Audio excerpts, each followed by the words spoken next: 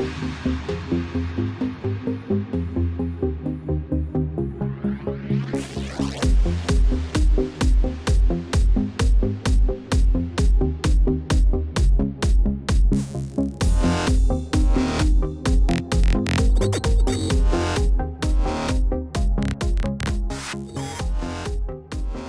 morning everybody, welcome to BDA, welcome to Digital Day. I'm Rob Jarvis, I'm the Digital Manager here at BDA. I've been here 7 years and I've spent 17 years in the industry. Today I'm going to talk to you about the future of digital.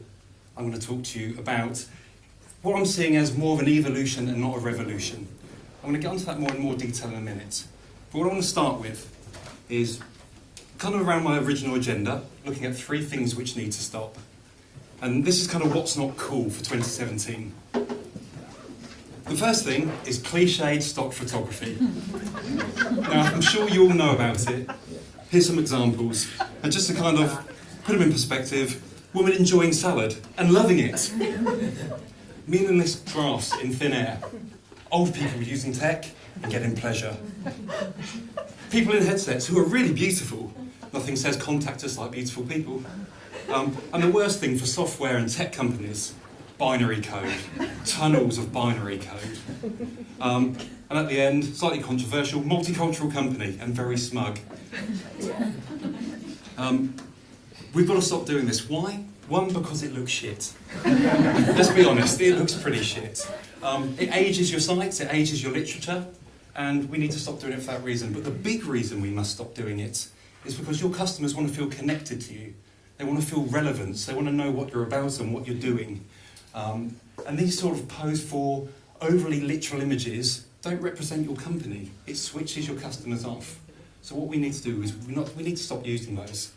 I appreciate that as companies, as businesses, we can't always commission photographers to come in and take real photographs. So still use stock. Stock is fine, but stay away from the contrived, from the cheesy, from the corny. And move to something more natural that actually represents you as a company. Adobe stock have very, very good stock photography.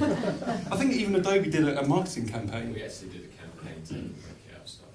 Yeah. T-shirts and apparel. People actually started writing to us asking for the T-shirts. Maybe it's cool, maybe I'm wrong. No, it's not.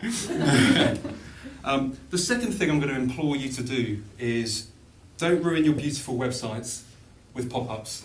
And in fact, don't pay to have pop-ups coming up on third-party websites. There's a big reason for this. In January, Google will start to punish companies, websites, who use pop-up advertising. This is really important. So if you're using it on your website, your organic search results, your organic ranking will be hit. Google class basically these adverts as any advert that pops up without interaction that obstructs the viewing experience. But you also get adverts which take up the first third of the page, so you have to scroll to get to your content, and you also have adverts that appear when clicking through from a link to get to the content you want, but you get an intermediary page. All these will be punished, so please don't have them on your websites. Secondly, third-party blockers. So if you're investing time and money in paying for pop-up advertising on a third-party website, users, and more users, are installing ad blockers. I think the percentage is well over 60% now of users have ad blockers running on their browsers. So therefore, if you're investing money in it, it's not getting the cut through. Half the people you want to see it aren't going to see it. So really, don't put your money there. Finally, from a user's perspective, I mean, we're all users in the room, it's annoying. Whether it's on an app, whether it's on a website, it's really annoying to be force-fed content. So from a user's perspective, they don't want to see it. And there's a couple of stats here. So that should have come up earlier. There's a couple of stats here. 91% of people say ads are more intrusive than 2 years ago. I think we'd all agree with that. Everywhere we go, they're popping up, we're being forced to read content. 72% of consumers say they have a lower opinion of a brand if they are subjected to a pop-up ad. I think that's really important for us in the room to realise that. Don't damage your brand with them. Let people discover your content and want to read your content. Don't force them to see it. Now the third thing that I would like you to take from this is don't misuse data. And this kind of stems around the whole EU data protection regulation. It's already coming into play, but it will probably come into force on May 2018. What does this mean? It's a regulation. It's a regulation that people have to adhere to. It's the way you collect data, it's the way you store data, and more importantly, the way you use that data. Now, there's a whole other subject there that I could go into all the details of it, and if any of you want to pick up with me in between, then please do. We can talk about it in a bit more detail. But a couple of things you should know: it has global ramifications. Whether UK is still in the EU in 2018, 2019, it doesn't matter. If your company handles the data of EU citizens, you will have to abide by this. You will have to fall into line, and you'll be held accountable. You will be punished. Companies who abuse data, the way they collect it and the way they handle it and the way they use it, could be in for a PPI-esque sort of situation, where people are going, if there's a claim, as a company misused your data, did you ask to receive that email? Contact us, we'll see, and if we don't win, there'll be no fee. But again, companies here could be taken for hundreds of thousands of pounds, if not millions, if they don't handle data correctly. So basically, spend, if you're not doing it already, I'm sure a lot of you are, but if you're not doing it already, start to make sure you're compliant, do the audits, look at the data you already have and make sure it's being used correctly, make sure it's had the right level of opt-in, and yeah, make sure you're compliant, because there's a whole world of hurt there if we're not. I think Chris, who's not in the room at the moment, he picks up on this a little bit later about compelling ways to kind of get that opt-in, because obviously it's going to be harder for us as marketers to collect that data. So let's move away from kind of the negatives of don't do this, don't do that. Let's have a look at the digital world and how quickly things are moving. I think this slide here, I want just to represent kind of the quick shift. So only 10 years ago, Mark Zuckerberg was sat in his Harvard dormitory actually developing Facebook. Today it has 1.2 billion active users. That's in 10 years. In 2010, only 6 years ago, many marketers didn't have a content strategy. It didn't really form part of the plan. I'm pretty sure now, most people in the room, it's right up there, it's one of your major parts. And 3 years ago, the app Snapchat was just building its user base. It now has 7 billion video views a day. I mean, that is 3 years ago. That's how fast it's moving. So I like this as a saying. I think it's going to be more and more important for us as marketers, as individuals, to take this on board. Success starts with an innovation-first culture. And this is because the digital age is constantly evolving. New platforms emerge. Existing platforms are constantly evolving, developing their offering. And this evolution and this innovation actually births new trends. I think it's a fact that the companies who innovate and evolve will reap the rewards. I think look at social media platforms. MySpace and Friends Reunited. They were the early social media platforms. Who remembers Friends Reunited in here? Yeah, most of us. Oh, okay. They were the early social media platforms. They built a huge user base.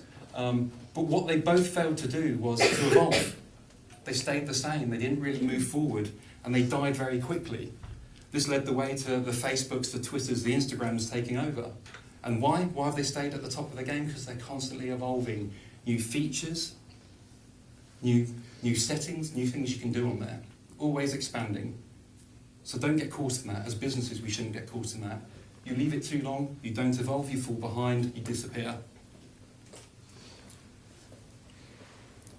So what's going to be the big shift in 2017?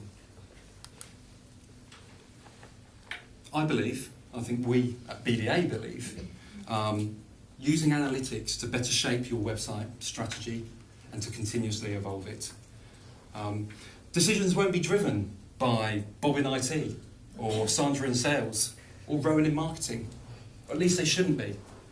They should have a say, they should have a take. But your real decisions should be driven by the data, by the insight you get from that data. So it's all about analysing, looking at how we do it, seeing what your users are doing on your website, seeing what they're saying, and really, really listen and learn about what they want and shape your offering to that. And this will see the biggest shift. I think this will see the biggest shift from what I'd like to call traditional approaches, where it's about making people want your product, kind of pushing to them, to the new approach, making a product that people actually want, pulling them in, because they want what you have to offer. And how do we make a product that people want? We research, we listen, and we understand.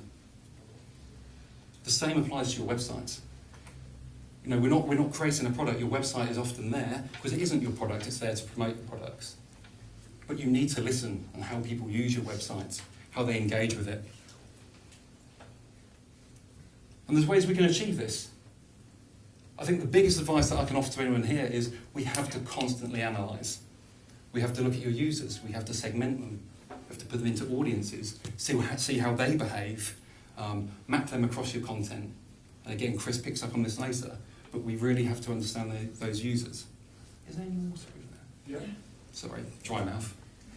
Thank you. It's really important that we use our analytics to look at the spikes and look at the dips. With the spikes, it's like, how can we maximise those spikes, whether it's a yearly trend or a monthly trend or a weekly trend, but how do we maximise those spikes? You know, when are the key periods? Can we gain greater revenue from those periods? Also, look at the dips. Is there anything we can do in those dips to raise them? Or is there reasons that we can't control why we dip? Navigation, how is it used? How it works on your website? How people get from A to B. Start to drive, claw insight from that on how they're getting through every part of your website and where it's failing.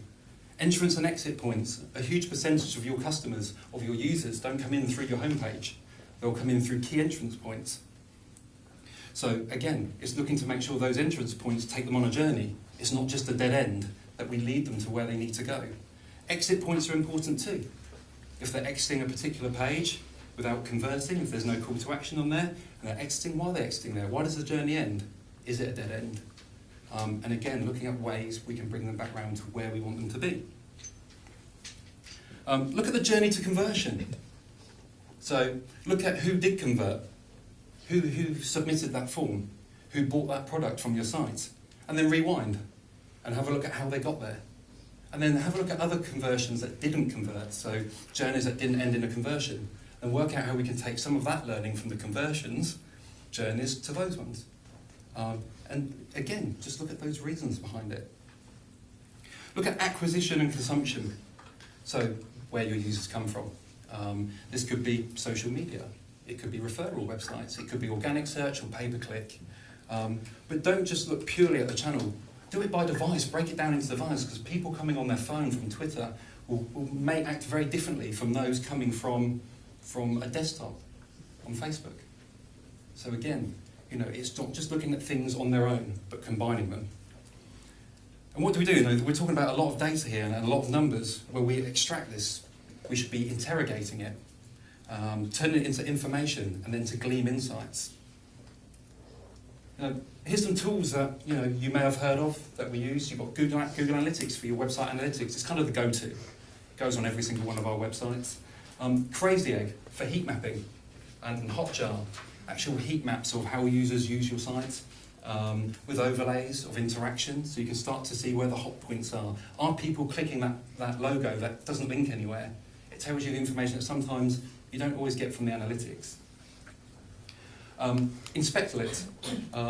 There used to be something called ClickTail that recorded users using your website.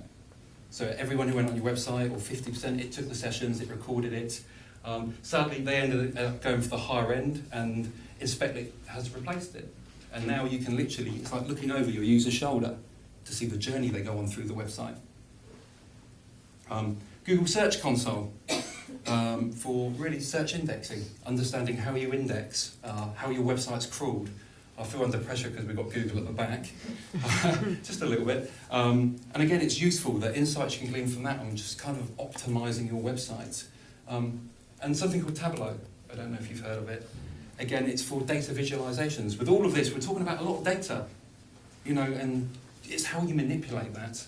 And using something like Tableau allows you to bring it into visualizations that start to then pick out trends and then take your insights from. So there are a few of the tools that can be used.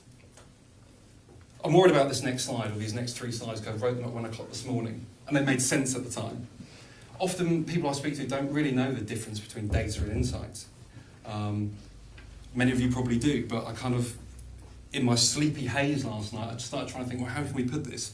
And I kind of see data as knowledge. You know, it's the factual stuff. And insight is the wisdom, the context, the deeper meaning. So then I used this quote to explain knowledge and wisdom. So knowledge is knowing a tomato is a fruit. Wisdom is knowing not to put a tomato into a fruit salad. And that's the difference. Insight, data is just raw numbers. I've got to speed up. A little bit behind. And, you know, insight is that wisdom, is what you can glean from it, the deeper understanding. So once we've got these insights, what do we do to our website? This is the evolving part. We always have to enhance. As Andy kind of mentioned at some, I think you mentioned it earlier, it's not about, let's do something on our website, leave it for 3 years, come back, oh my God, it's going to cost a fortune now, let's do it again, and you're reinventing it every time. Actually, if you get to a stage where your website is performing, you've got to constantly evolve it. So use these analytics, use these insights to restructure your content. Elevate your message if it's down here and it's not getting the visibility you want it to have. Look at ways you can move that up. Maybe the message isn't even right. Maybe your insights say to you, the message is wrong. Don't be afraid to listen to that and change it. Adapt your content, shape your story. I'm always saying this. If you can say what you're trying to say in half the words, say it in half the words. I think it's kind of a tradition that many corporate websites try to get as many words on a page. It's good for SEO. It tells them who we are. But your users want simple. We live in an on-demand generation where people want stuff like that. They don't have to sift through lots of content, they want it. So let's really shape those stories to reflect that. One of the biggest things we often see from our insights is whether you can turn something up or turn something off. If it's working, turn it up. You know, find ways of turning it up. If it's not working, you then have a decision to make. Is it worth turning that off? Do we need it at all on the website? No one goes there. No one reads it. Or, if it's important, we need to find a way to elevate this. So again, it's using this data to drive these sorts of insights and make decisions on your website. Last thing, simplify. Can't say it enough. We have to simplify.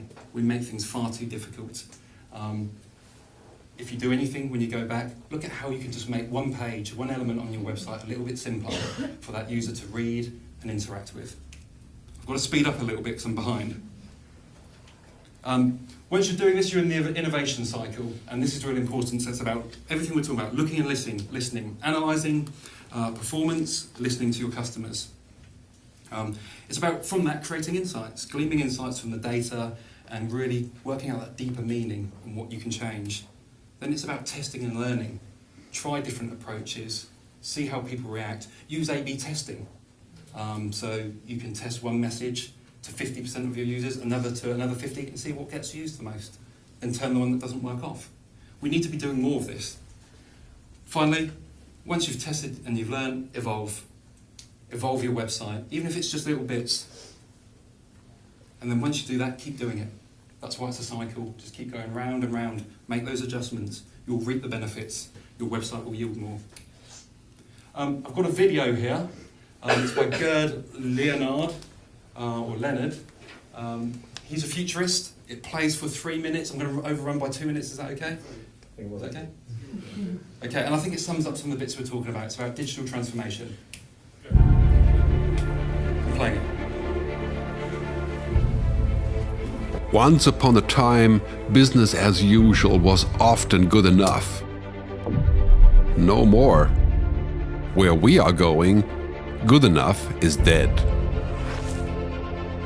In a world where everything is connected, where everything is equally excellent, where performance is reaching perfection, there's only one space left to innovate in: you.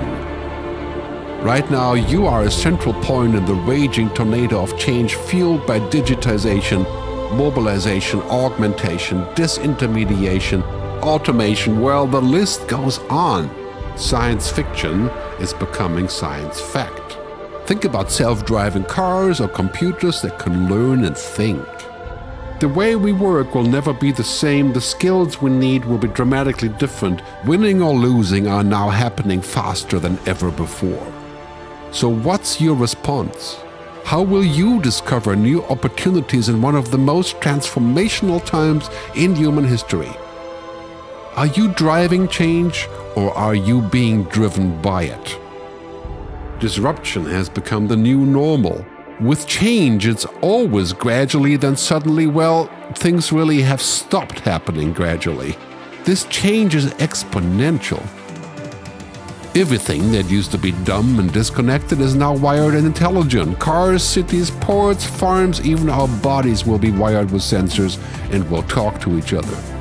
These game changers are also combinatorial. They amplify each other, creating a perfect storm of change. Quantum computing fuels big data. The Internet of Things fuels artificial intelligence and deep learning, which fuels robotics. However, anything that cannot be digitized or automated will become extremely valuable.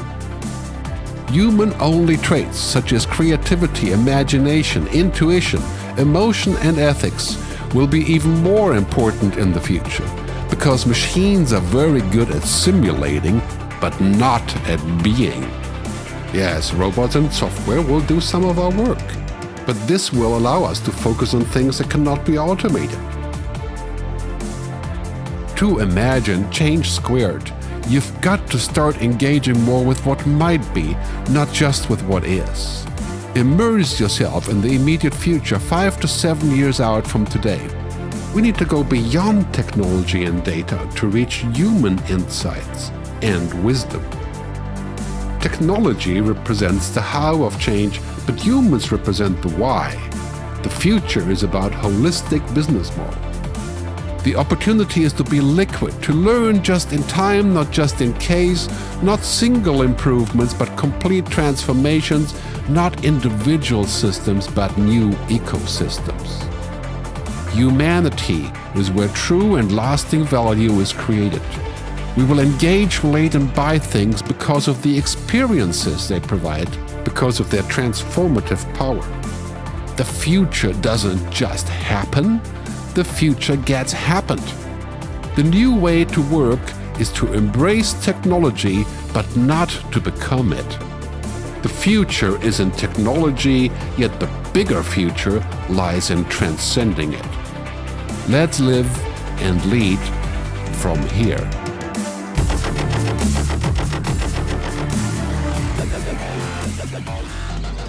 So, speed up because I've run over time. The point of that is all this technology, all this data, all the automation, fantastic. It's going to leave us to do the things that we need to do.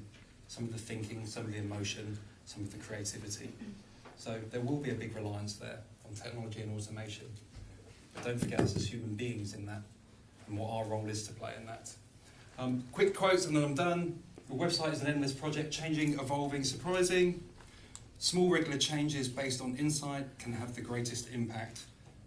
So finally, to finish off, when I'm asked what 2017 is about, I believe it is evolution through insight, not revolution when it's too late.